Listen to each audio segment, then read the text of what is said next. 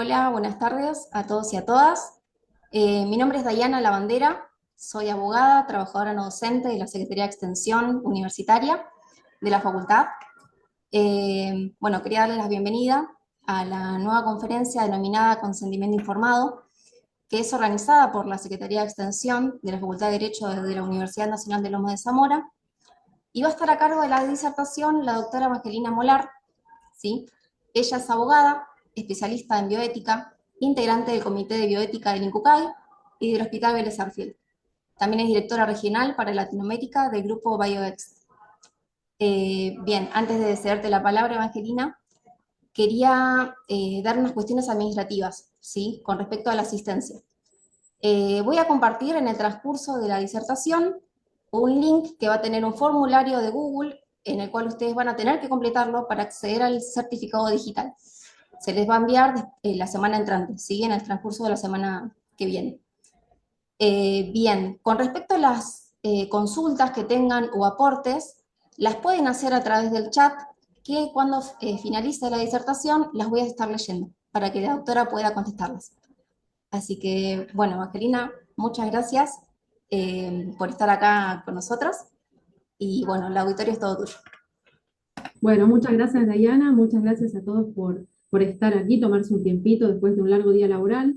Es agotador también estar, todavía continuar con actividades, ¿no? Pero bueno, les agradezco mucho que estén acá, que nos podamos convocar porque estos espacios son para mí sumamente enriquecedores para uno y para ustedes también, para todos, porque el intercambio es lo que más nos enriquece. Bueno, el tema que vamos a tratar hoy es el tema de consentimiento informado, como bien dijo Dayana. Y para iniciar brevemente el tema, me gustaría que hagamos un pequeño ejercicio individual, por supuesto, no es necesario compartirlo, pero para que reflexionemos un poquito con respecto y adentrarnos un poquito con el tema de consentimiento informado. El ejercicio consta de pensar, imaginarnos por un ratito, que estamos dentro de un consultorio médico, que somos pacientes, estamos dentro del consultorio con nuestro médico, y nuestro médico nos está tratando de transmitir información acerca de nuestro tratamiento, de nuestro diagnóstico, ¿sí? Y en ese momento sentimos que no le estamos comprendiendo lo que el doctor nos quiere transmitir. No llegamos a entender cabalmente lo que él nos quiere transmitir. Entonces, me gustaría que pensemos un poquito cómo nos sentiríamos. ¿Qué sentimos ante esta situación de no poder entender lo que nos está explicando acerca de nuestra patología y de los pasos a seguir? Y esa sensación que nos atraviesa en el tener que decidir con esto que tenemos, ¿no? Y ahí es donde nos vamos a introducir en el concepto de consentimiento informado. Que la primer gran diferencia o dato, digamos, importante que tenemos que resaltar es que el consentimiento no es un mero acto, es un proceso que se da de manera gradual. Por supuesto que y se da dentro del núcleo, del seno de la relación médico-paciente. Por supuesto que muchas veces en la práctica sucede que se da como un mero acto administrativo o un acto donde el acto, la diferencia es que empieza y termina en un solo momento, y el proceso implicaría esta continuidad en el tiempo, esta posibilidad de poder trabajarlo en cada consulta, digamos, si tenemos esa posibilidad, en cada momento de consulta que se dé en ese vínculo de esta relación médico-paciente. En esa situación, obviamente, va a existir un intercambio de información. El médico va a tener que ofrecer esa información con respecto, como dijimos, al tratamiento o a la patología, al diagnóstico, con una información clara, comprensible, y esa información le va a permitir al paciente estar de manera más protagónica, o sea, empoderar al paciente para que pueda tomar, digamos, protagonismo en esta relación y pueda tomar decisiones con conocimiento de lo que le están transmitiendo. Lo que diga el paciente, por supuesto, es considerado una declaración de voluntad y luego va a tener que decidir de manera voluntaria someterse o no a ese tratamiento que le está proponiendo el doctor.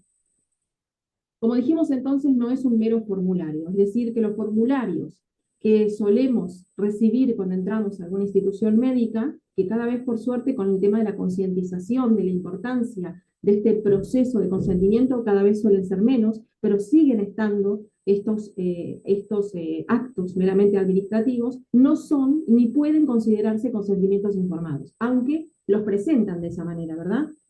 Fírmame esto, esto es lo que tenés que firmar para entrar a la operación, y se pierde todo lo que engloba el proceso del consentimiento informado. Por supuesto que es entendible, acá yo no sé si la mayoría somos abogados, veo que algunos, la mayoría sí, otros pues, también del ámbito de la salud seguramente, y se entiende perfectamente, porque uno trabajando con médicos y dentro de comités de bioética entiende la problemática del tiempo, porque tenemos un sistema de salud que apremia con el tiempo, y decirle a un médico, tomate el tiempo necesario para hablar, para explicar, es como bastante difícil, porque uno los ve corriendo con un sistema que es apremiante, ¿no? Pero yo lo que siempre considero es esto: ni una cosa ni la otra. No podemos destinar, no pueden lamentablemente destinar todo el tiempo del mundo a la explicación del consentimiento, porque es lógico que hay un sistema de salud que funciona de una determinada manera, y estamos todos inmersos dentro de eso, pero tampoco lo podemos hacer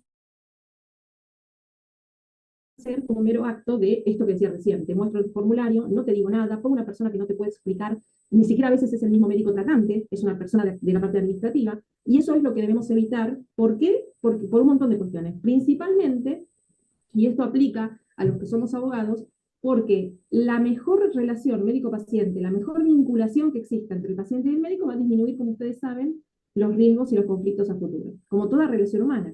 Cuanto mejor comunicación exista, menos riesgos digamos, de conflicto de comunicación va a existir a futuro. Y por supuesto van a reducirse los juicios, ¿no? Los conflictos jurídicos. Bien, por otro lado, sabemos que la importancia del consentimiento empieza a tomar mayor auge cuando se empieza a transitar todo este cambio del paternalismo a la autonomía del paciente.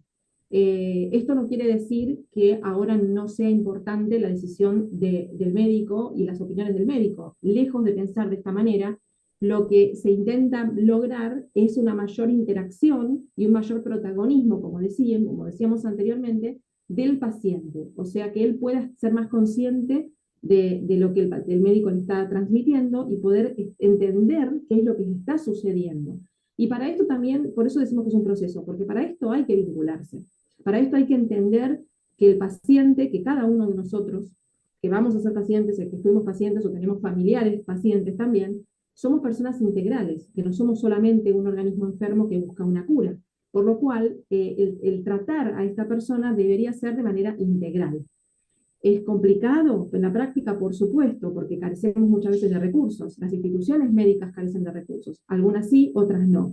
El trabajar interdisciplinariamente, el poder manejar los egos, como siempre digo yo, que lo más difícil no es tener el conocimiento, sino manejar los egos, ¿no? Entre las diferentes profesiones. Saber que cada uno individualmente aplicamos nuestro espacio, nuestro aporte, pero no es nada parecido a lo que podemos aplicar en conjunto, cuando siempre tenemos como centro a nuestro paciente, ¿no? Entonces el médico tiene que poder tener el recurso y también manejo de ego, de poder decir: yo quiero trabajar en conjunto con un psicólogo, bueno, con profesiones que nos sumen y que nos enriquezcan en este vínculo con el paciente. ¿Para qué? Para que en el momento de transmitir una determinada información o poder vincularse de mejor manera, lo pueda hacer con otra contención. Porque si no, también estamos poniendo demasiada presión en el profesional de la salud, cuando tampoco sería justo que él solo tenga que enfrentar esta situación, ¿verdad? Bien, sabemos que el consentimiento es un instrumento legal, y un instrumento legal, por ejemplo, dentro de lo que es la prueba de excelencia, porque sabemos que lo que figure, esto tiene que estar siempre dentro de la historia clínica del paciente, porque lo que figure dentro de la historia clínica es lo que se le hizo al paciente. Lo que no figure dentro de la historia clínica es como que no se lo hubiera realizado al paciente. Por eso muchas veces algunos médicos nos dicen: no, pero yo tengo cierta información del paciente en las fichas médicas en mi consultorio. Bueno, no. En realidad tiene que estar todo integrado en la historia clínica del paciente. ¿Por qué?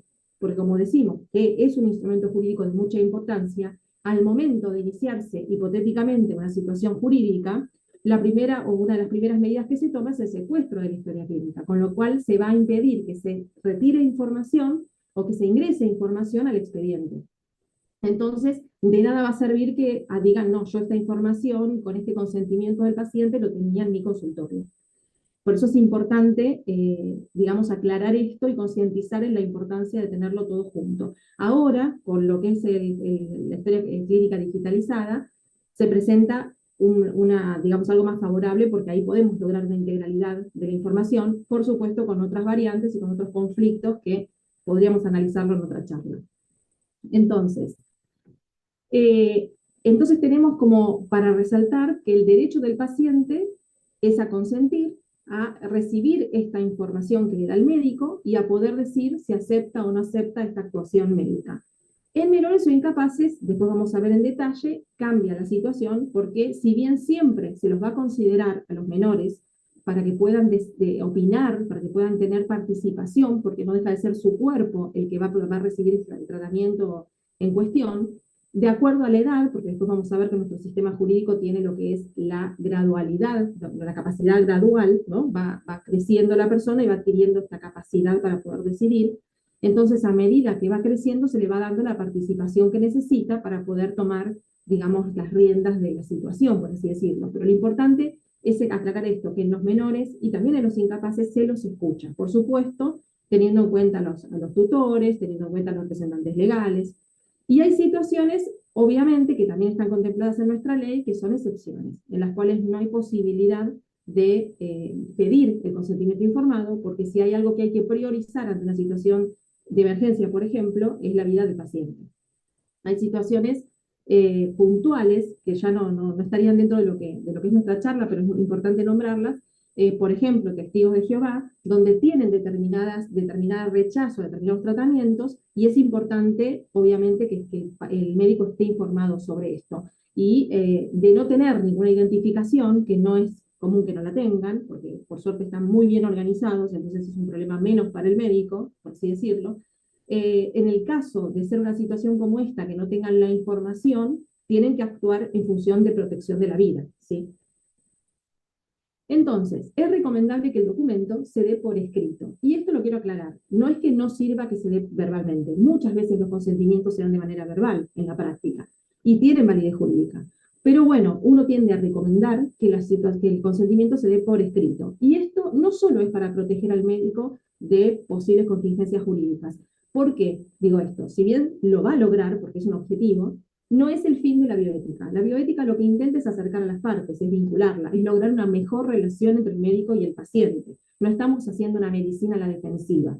Lo que intenta la bioética es no llegar a ese conflicto jurídico, y para eso hay que mejorar lo anterior.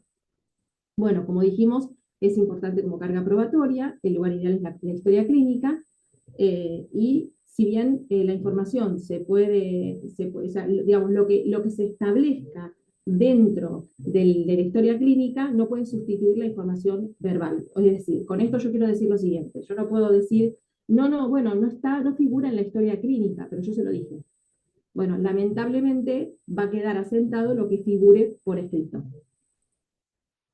Bueno, como todo documento legal, sabemos que existen requisitos para que tenga validez jurídica. Hay requisitos que son indispensables que existan y otros que, para mí también, pero son menos importantes.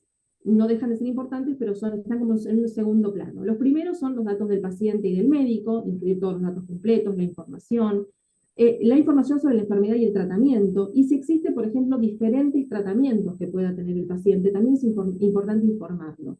Esto no quiere decir que el médico va a tener menos posible. Por ejemplo, muchos médicos plantean esto, bueno, pero al final yo soy el médico, yo sé lo que le corresponde, lo que es mejor para el paciente. No estamos poniendo en duda de ninguna manera el saber del médico, simplemente poder explicarle de una manera más consciente al paciente que dentro de su patología los tratamientos a seguir son tantos, pero que él considera, por su experiencia, su saber y demás, que esto es lo mejor para él. Y ahí creo que genera una tranquilidad, no genera a todos una tranquilidad, que no es lo mismo que te digan, esto es lo que tenés que hacer y no hay más información al respecto. Aparte de proveer esta información, agregar también los riesgos claros y precisos, por supuesto, porque todo esto va a conllevar riesgos que también es importante que el médico lo pueda manifestar. Y esta situación de cuestionamiento, de alguna manera, no se ha dado solo en la relación médico-paciente. Nosotros socialmente nos hemos abierto a este tipo de relaciones con todo tipo de profesionales. Ustedes, como abogados, también deben tener clientes, que tenemos todos esta situación, hay arquitectos y todo tipo de profesión, que como tenemos acceso mayor a la información, muchos vienen con esa información y dicen, pero yo leí tal cosa, pero yo te encontré este plano y me parece mejor hacer esta columna acá y esta columna no. Entonces, esta apertura de información nos ha dado el cuestionamiento masivo a todas las profesiones.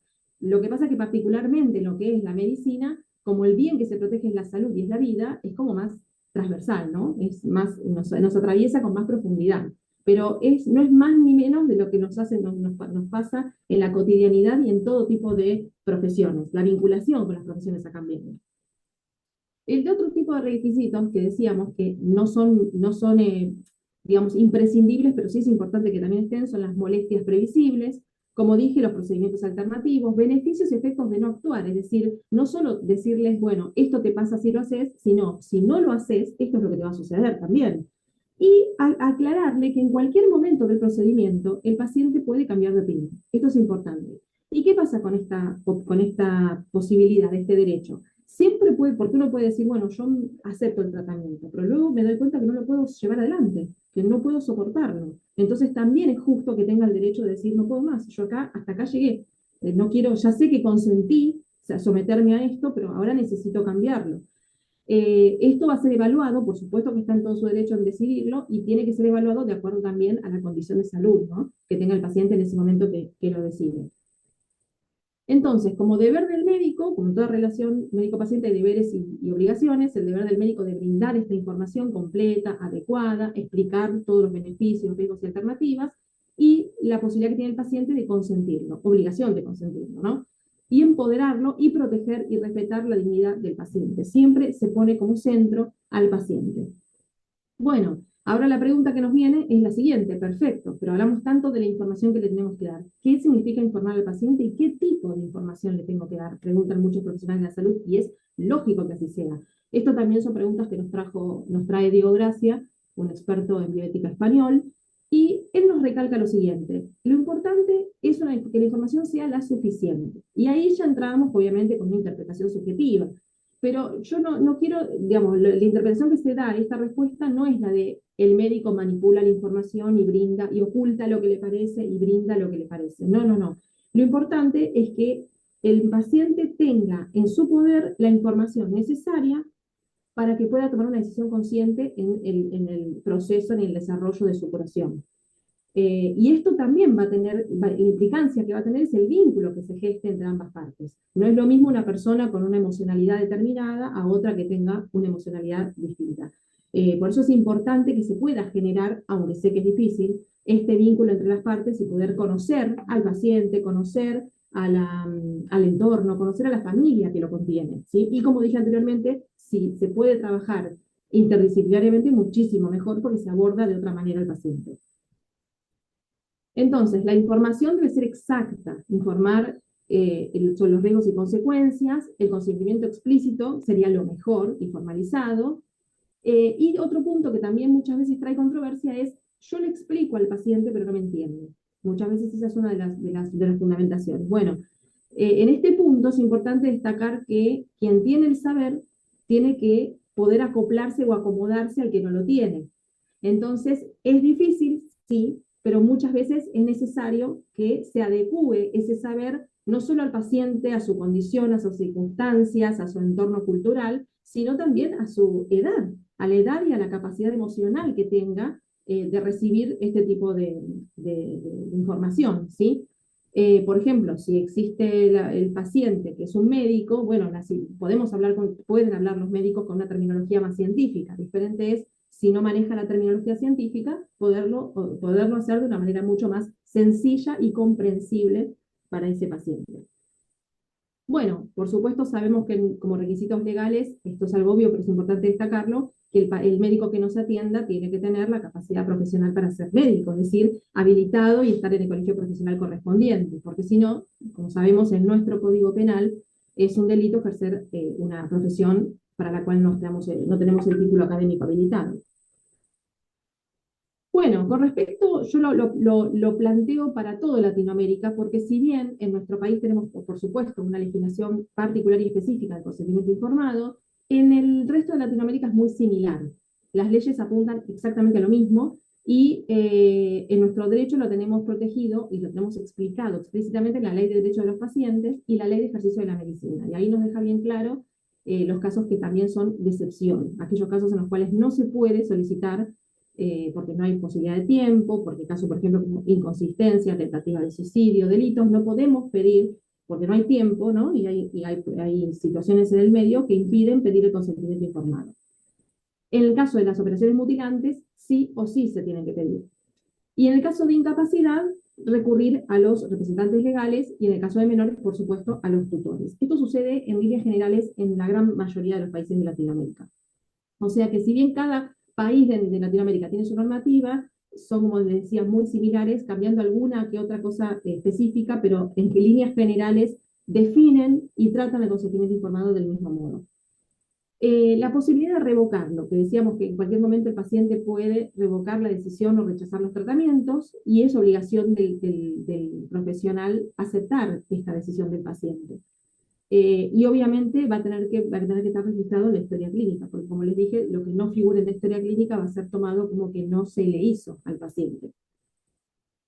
Las excepciones, que ya las nombramos, cuando haya, por ejemplo, grave peligro para la salud pública, emergencia médica con riesgo para la salud o vida del paciente, y, por ejemplo, no, eso solito. Bueno, y acá hay que hacer una diferenciación entre lo que es capacidad jurídica versus la competencia biológica, porque acá nos vamos a empezar a involucrar un poquito más en el tema de menores. La capacidad jurídica tiene que ver con el concepto jurídico, o sea, la habilitación de la ley que nos dice a partir de determinada edad tenés derecho a decidir sobre determinadas cuestiones y hacer determinadas cosas. La competencia jurídica tiene que ver con el desarrollo emocional, esa capacidad emocional psíquica que va adquiriendo el paciente a lo largo de su crecimiento. Por eso esto también va a ser más relativo, porque cada menor, cada persona, a lo largo de su vida va creciendo en diferentes circunstancias, con diferentes experiencias, y eso lo va a hacer con una madurez mayor o menor emocional. Bien. Por otro lado, tenemos entonces el tema de los menores, que como sabemos hay una diferenciación entre los que son los menores de 14 y los menores adultos. Como les dije anteriormente, todos los menores son escuchados. Es importante esto, todos los menores van a ser escuchados a partir de que tienen capacidad para poder manifestarse, 7, 6, 5 años, siempre entendiendo cómo comunicarse con el menor, se lo va a hacer participar. Y en relación con los menores adultos, pueden también brindar su consentimiento, en muchos casos acompañado por la decisión de los padres. Hay otras situaciones en las cuales pueden, por ejemplo, la donación de sangre a partir de los 16 años, no siendo mayor de edad, lo pueden realizar. Bueno, lo otro no tiene que ver con temas de salud, pero sí les quise dar una explicación de que la edad legal se va modificando de acuerdo también a lo que establece la ley y al crecimiento de las personas, ¿no? Bien, y otra cuestión que es muy importante tratar es qué pasa cuando tenemos un enfermo terminal, qué sucede con el consentimiento informado, porque a veces, muchas veces, se habla de, bueno, como ya no hay más nada para hacer, tampoco le vamos a decir las cosas como son, y total, ¿qué sumamos? Y yo soy partidaria de que tiene que existir lo que es la transparencia en la información, y hay un derecho de información de parte del paciente, salvo que el paciente no lo quiera, ¿no? Obviamente también tiene posibilidad de decir, no, yo quiero saber hasta acá. Por supuesto que en todas estas noticias también hay un capítulo de la bioética que trata cómo dar malas noticias, que no es un tema fácil, y tampoco hay tanta concientización con respecto a esto. En muchas instituciones de salud muchas veces se manda a la persona que más se arriesga, o sea, ¿no? A la que, bueno, vos estás acostumbrado, anda vos.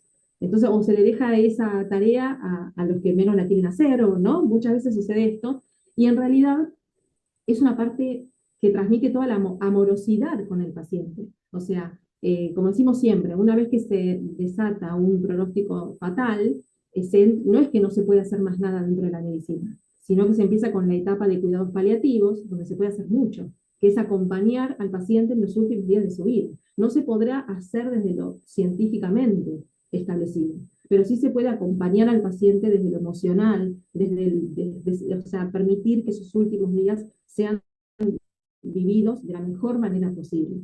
Y en eso también está incluida y está, digamos, involucrada la medicina y los profesionales de la salud de su conjunto. Bien.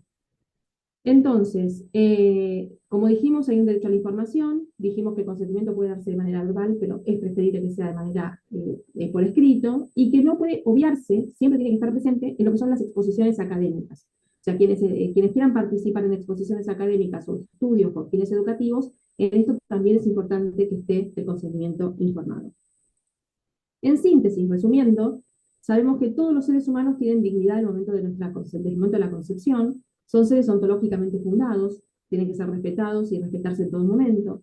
Y este consentimiento informado, volcado o explicado de esta manera, permite que, como dijimos, que el paciente tenga mayor injerencia dentro de la relación y que pueda tomar mejores decisiones, y que está científicamente comprobado que cuanto más se involucra en su patología y en su tratamiento, mejor puede ser el resultado futuro. Bueno, muchas gracias. Espero no haber hablado demasiado rápido, que se haya entendido, y bueno, si quieren hacer alguna pregunta o algún comentario, bienvenidos sean.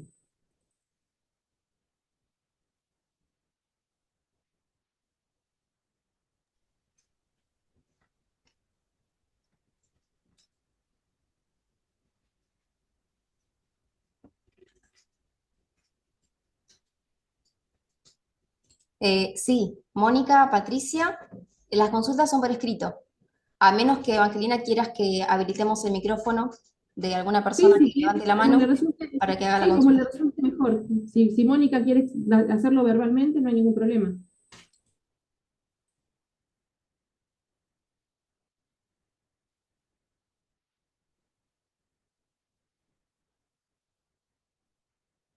Estás muteada, Mónica, ¿eh?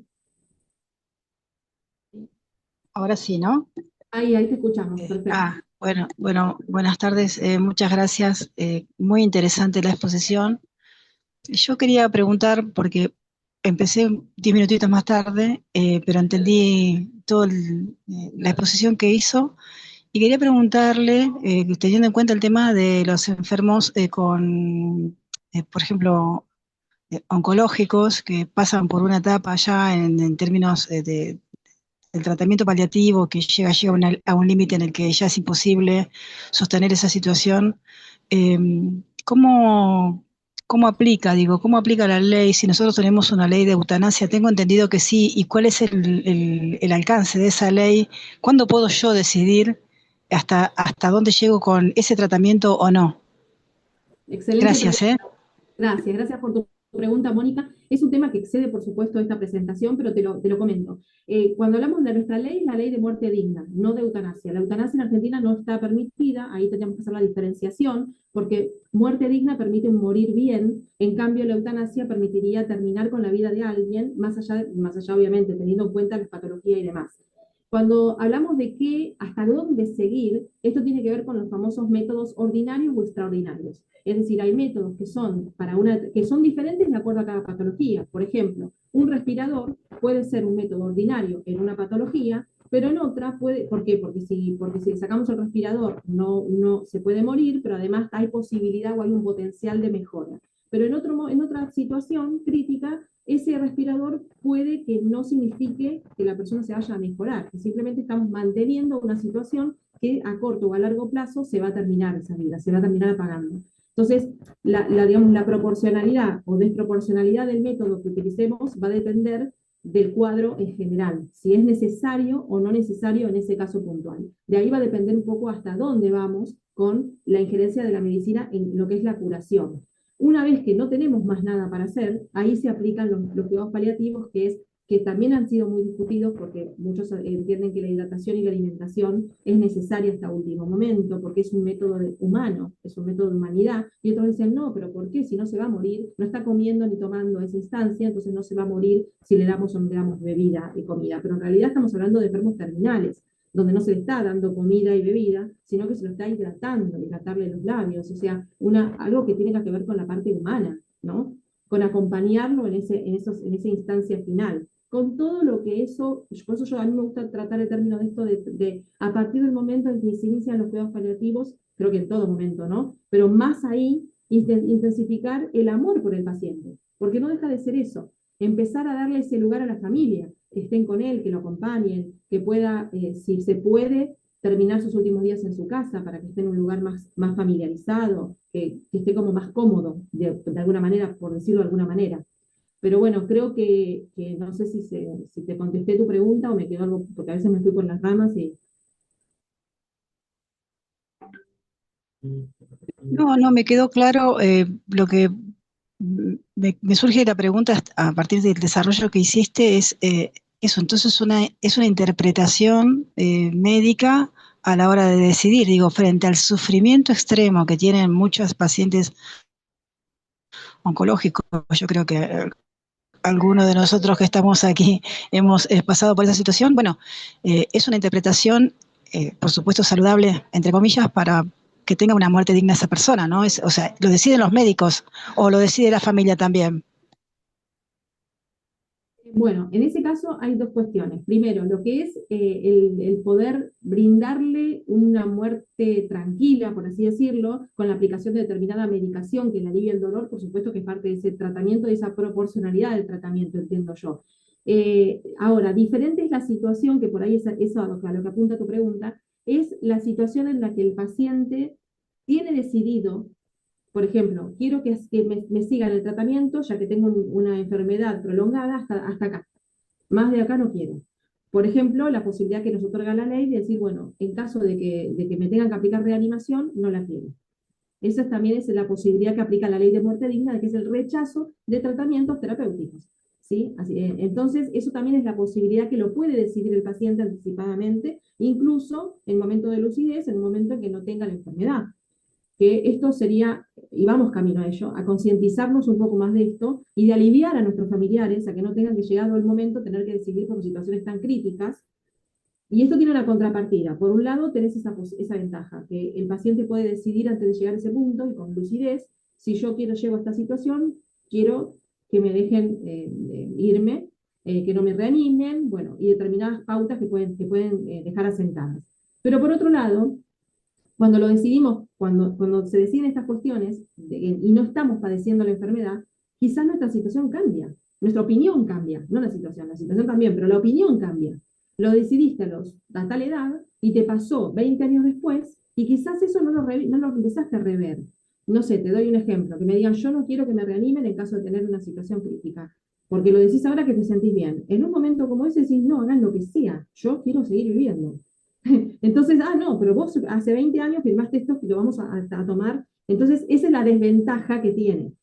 ¿Cómo se concilia todo esto? Y es difícil porque creo que apunta más a concientizarnos de que la muerte es parte de la vida, de vivirlo como algo más natural, entre comillas, porque no estamos viviéndolo como algo natural. La medicina y la sociedad está como querer combatir la muerte, ¿no? No, tratemos de que no se nos muera el paciente, de que evitemos esto, de la esperanza de vida. Y nadie nos habla de esto, o ahora sí se está empezando a hablar un poco más, de esto de qué pasa si no tenemos más nada para hacer, pero tenemos mucho, que es esta parte de cuidados paliativos, ¿no?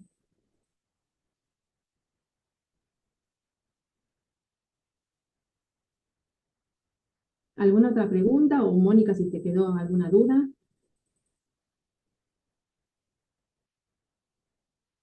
También pueden escribirnos a través del chat o si quieren hablar, pueden levantar la mano o escribirme para habilitar el audio.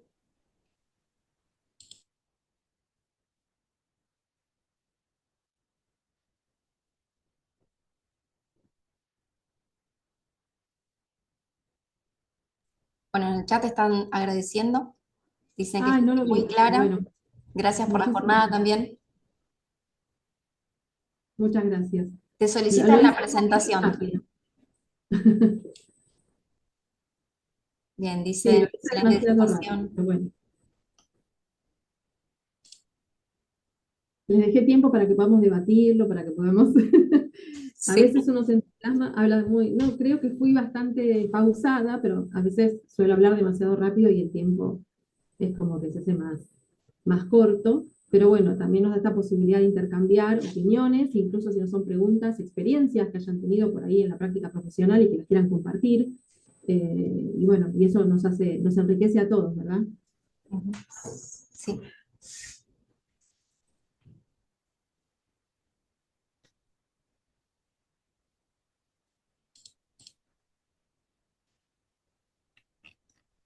Bueno, al parecer, Macrina, fuiste súper clara en la disertación. Mira, acá María Lizarraga dice, muy clara, súper importante, la importancia del consentimiento informado en el paciente pediátrico de acuerdo a su edad o grado de madurez suficiente. Sí, y otro tema con el tema pediátrico que también es muy fascinante, porque también difiere en algunas cosas con la parte adulta, es qué sucede cuando no hay digamos, acuerdo entre ambos progenitores. Y muchas veces ese es uno de los dilemas de los médicos, ¿no? Que tengo que tomar una decisión crítica y uno me dice una cosa y uno me dice que no. Yo les cuento una experiencia en un comité de un caso, eh, de un caso que nos llegó al comité de una persona, un menor, que había tenido un accidente en una moto. Y bueno, estaba muy, muy mal. Van los padres a la clínica y bueno, y el médico les dice que lo van a tener que ya no hay más nada para hacer. Entonces ahí había que retirarle, justamente como hablábamos con Mónica, había que retirarle el respirador porque ya no había más nada para hacer y eso no sumaba a su cuadro, ni no lo iba a mejorar ni empeorar, así que iba a estar estable así por indeterminado tiempo. Entonces le preguntaban a ambos padres si daban el permiso para desconectar el respirador. Bueno, la mamá lo entendió, estuvo de acuerdo y el papá se negaba. No, no, no, no. Llega el caso al comité. ¿Por qué? Porque es un menor. Y ambos padres, ¿qué hacemos? ¿Le hacemos caso a uno, al otro? Bueno, y acá quiero destacar la importancia de trabajar en equipo, porque la psicóloga del grupo hizo una pregunta que a mí jamás se me hubiera ocurrido como abogada. Dijo, ¿quién le regaló la moto? Y la moto se la había regalado el papá. Entonces, cuando pudieron abordarlo desde la parte psicológica y con todo el equipo de psicología al papá y explicándole que él no tenía culpa de nada, ahí pudo entender que lo mejor para el chico era que lo dejen. Y ahí, bueno, pudieron consensuar y bueno, digamos, el dilema se resolvió porque ambos padres estuvieron de acuerdo. Pero miren la importancia de poder ahondar y de poder conocer al paciente y al vínculo. En este caso se pudo. Pero esa pregunta a nadie de nosotros se nos hubiera ocurrido. Y yo dije, ¿pero qué está preguntando? Y claro, ¿quién le regaló la moto? Era crucial en ese momento porque él se aferraba a eso y no, para no dejarlo ir a su hijo. Bien, tenemos dos consultas. Gabriela Corvo dice, si no hay acuerdos entre hijos y la persona tiene problemas psiquiátricos y una parte de los hijos está disconforme con la atención de la clínica donde está internado, que es de PAMI. Ah, bueno, Gabriela, muy complejo el cuadro, muy específico y muy complejo. Sí, muy complejo, porque en realidad cuando pasa que tenés, bueno, familiares internados, como dije anteriormente en el caso de los padres con los hijos y de los hijos con los padres pasa igual, es conveniente que todos los hijos estén de acuerdo. Entonces, porque no hay una opinión que prevalezca más que la otra, o al menos no debería ser así. Entonces es muy difícil tomar una decisión, y más aún cuando se trata, como decís en el caso de un paciente psiquiátrico. Por eso es importante. ¿Qué solución? La verdad que ahora, como decirte solución al instante, no tengo, no se me ocurre, más que trabajarlo en equipo y tratar de llegar a ver por qué no se ponen de acuerdo, ¿no? Y qué es, vuelvo a repetir, qué es lo mejor para el paciente. No olvidarnos de que el paciente tiene que tener la mejor muerte en el caso de que sea terminal o en la mejor estadía en el caso de que no lo sea. Pero bueno, muy complejo el cuadro, el caso que expones, y es algo que se da periódicamente. Por eso decía, lo importante es la concientización como sociedad, de que, por ejemplo, si es un paciente psiquiátrico, como pasa con mucha gente que tiene discapacidades, poder trabajarlo antes, trabajarlo y decir, bueno, sabemos que es una persona que tiene problemas psiquiátricos, ¿por qué no lo trabajamos con el psiquiatra de él? Ver la posibilidad en el futuro de que pueda pasar algo, que deje algo por escrito. Entonces, evitamos este tipo de inconvenientes entre la familia, quién lo conoce más, quién lo conoce menos. Toda esta situación que genera mucho estrés podría estar un poquito más reducida si el paciente podría dar su parecer, ¿sí? Con las limitaciones que tenga, porque todos tenemos limitaciones y en lo que respecta al paciente psiquiátrico también lo es, como todos, ¿no? Me parece que esa sería como una situación preventiva, pero es un tema de concientización social, que no es fácil de llevar. Hoy, miren, hoy estamos hablando a qué llamamos consentimiento informado y todavía estamos explicando que no es el formulario estándar que te hace firmar en una clínica. Imagínense el caso que presenta Gabriela, la complejidad que tiene esto, ¿no?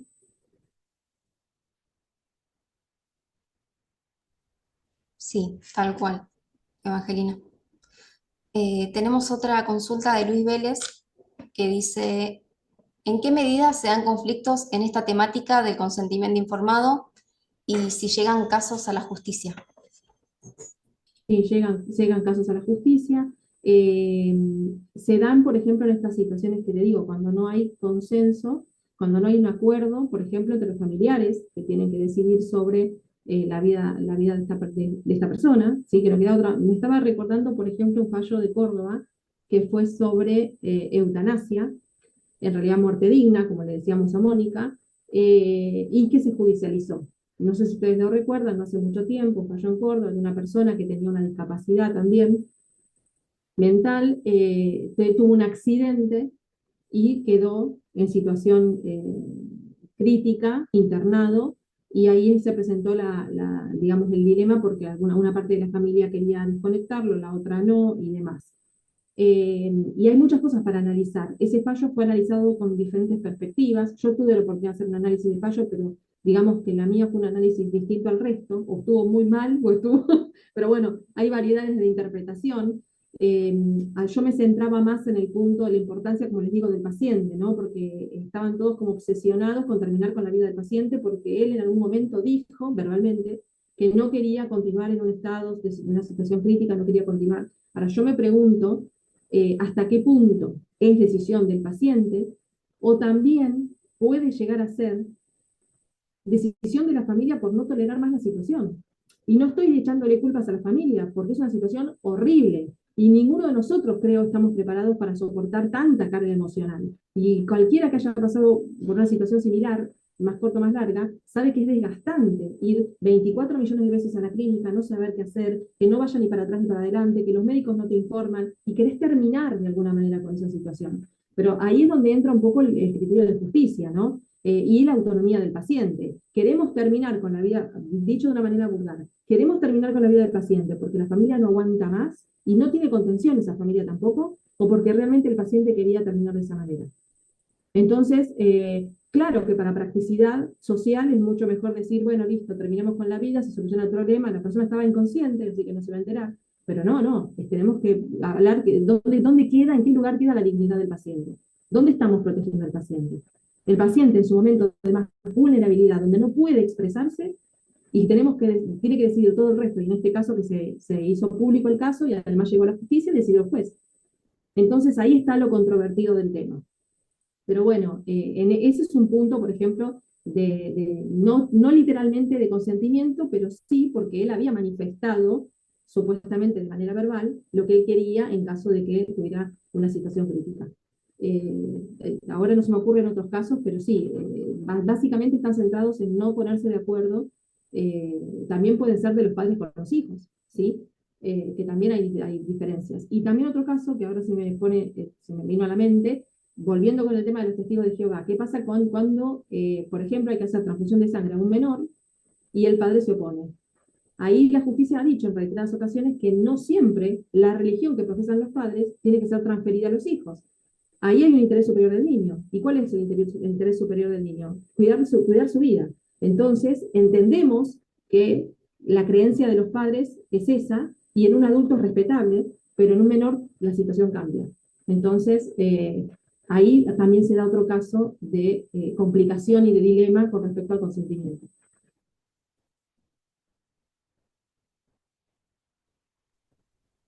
Bien, si alguien más tiene alguna consulta o quiere levantar la mano o realizar algún aporte.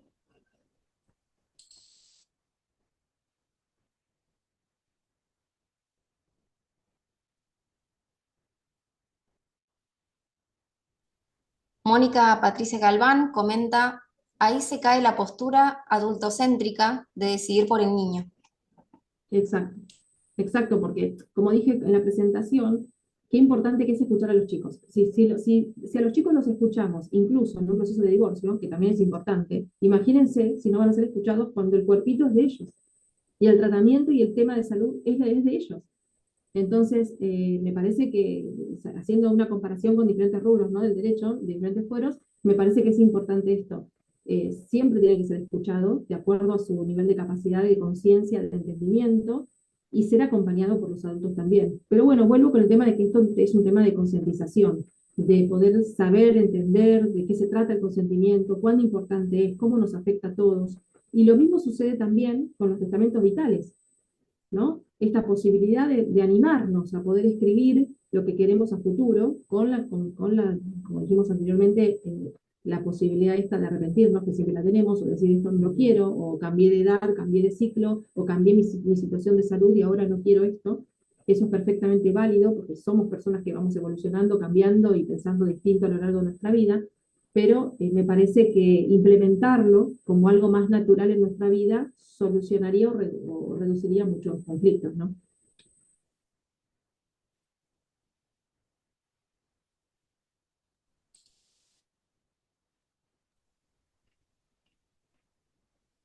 Bueno, hay muchas palabras de agradecimiento hacia vos. Bueno, muchísimas gracias. Dicen que fuiste muy clara, fue excelente, impecable. Así que, bueno, Angelina, te agradezco muchísimo por haber traído este tema tan importante eh, para hacer una conferencia. Y bueno, esperamos contar contigo para próximas actividades con la Secretaría de Extensión de la Facultad. Y también quería agradecer al auditorio por quedarse con nosotros hasta el final. Y bueno, espero que nos encontremos en próximas conferencias. Muchísimas Bueno, muchas gracias. Muchas gracias a todos y les dejo mi mail de contacto por cualquier consulta que me quieran hacer y estoy a disposición de ustedes. Muchas gracias por su atención y por estar acompañándonos. Y a la universidad también por este espacio. Muchísimas gracias, Evangelina. Y bueno, buen fin de semana para todos y todas. Gracias. Hasta luego.